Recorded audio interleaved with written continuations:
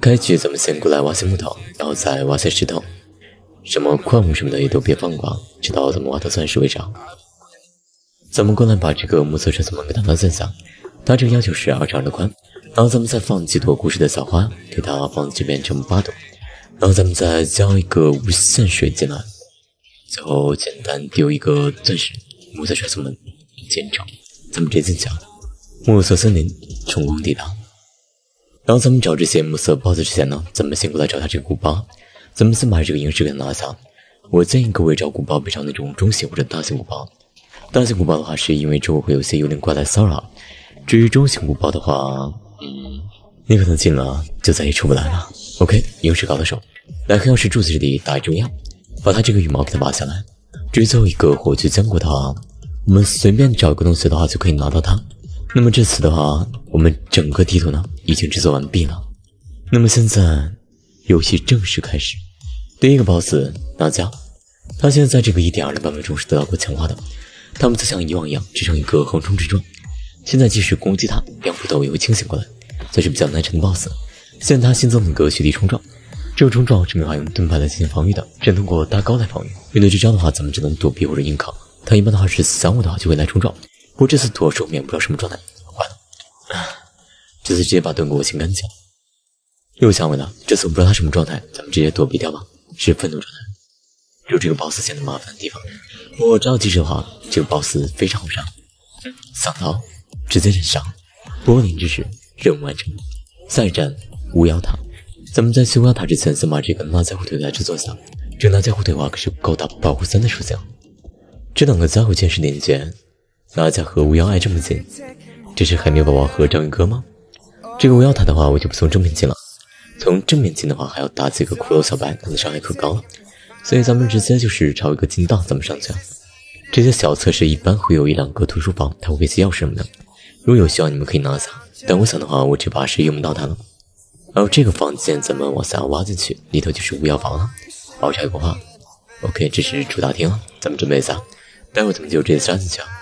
嗨 surprise， 咱们抓紧把这2个烧怪的入口给它封住，这样就不会有怪物的打扰了。然后这个怪物它也是加强过了，它现在第一阶段不光吐这个珍珠，还吐些火焰弹什么的，所以说我真的很头出打这家伙，一个不小心我就直接没了。我现在是非常害怕它这火焰弹。你看这边打了一个伤害非常高，如果是被他正面打中的话，我这打下再加一个跌落伤害，我这个直接死了。咱们找一个好角度，把它发回来，我看这伤害破，还剩下4颗血，咱们这次换一个斜对角，咱们直接弹，好，弹到2个，还剩最后一下了。破盾之时，见他已经盾破了，他先会召唤3个僵尸，咱们尽量把这僵尸给他引诱一下，也可以让这个无阳王用这个火焰弹来炸这些僵尸，那咱们再过来砍这家伙。咱们尽量哪怕是耗点血，也把他砍到这个第3阶段，他会用这些僵尸来解回血，到第3阶段就好解决了。咱们这边垫高2个，因为实在是没血，而且是没有任何进攻手段。那么现在游戏结束，王者之影成就达成，他这边是掉了一个黄昏权杖，他可以发射那个珍珠然后这边还给了点这个保护4的装备可惜他这个没给护盾权杖，不过也还行吧。下一站咱们直接往这个雪山去咱们打这个雪山的 BOSS。雪山倒也是多了点这个狗子，这狗伤害特别的高。哇，好人一生平安，在这树上就比较好走了，那咱们直接去打这个雪怪吧。前面就是这个雪怪 BOSS， 咱们直接过去打吧。然后这个雪怪 BOSS 他出来，咱们直接砍他一刀，而且就会活蹦乱跳一会儿。其实咱们就主要是注意头上没掉这个冰点子别被他找到就可以了。而这个 BOSS 整体来说还是特别弱的。等他跳完这个舞差不多了，咱们直接过来，等他坐下那一刻，好，咱们直接疯狂斩就可以了。这个 BOSS 算是非常弱的。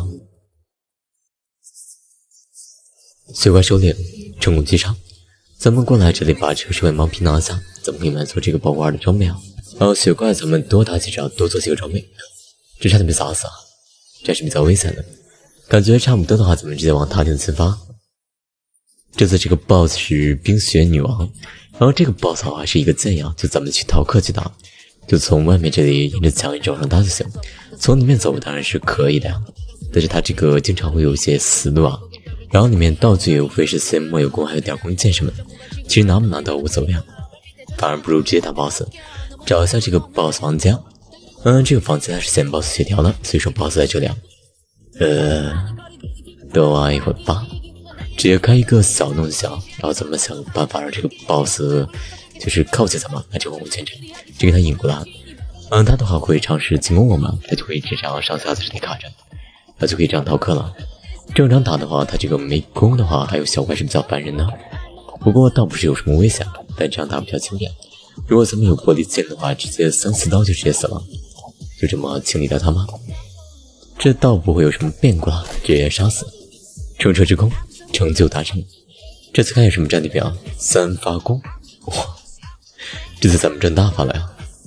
米诺国的地牢没什么讲究的啊，咱们现在直接右手把藏，然后这些能开的箱子咱们就开一下，当然也小心点，它这个藏个天地什么的。找这个笼子咱们就直接下去，这前往下层的入口。然后到第2层顺便把这个地图给它做一下，咱们到第2层需要找一下这个迷宫破坏者，所以这东西还是得做一下的。这个木笼子里面就是米诺国，这个怪物倒没什么讲究，你跟他打真的是你想死了呢。然后咱们拿这个沙拉子酱肉，这是必须吃的。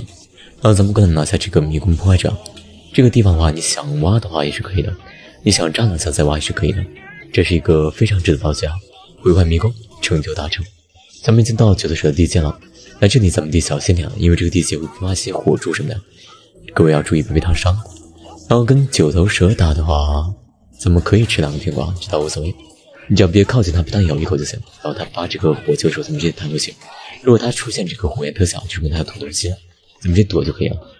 然后咱们这边就是主要是观察这家伙，有火焰特效是喷东西，咱们就直接躲，或者说拿弓射它也是可以的，但是有点危险就是了。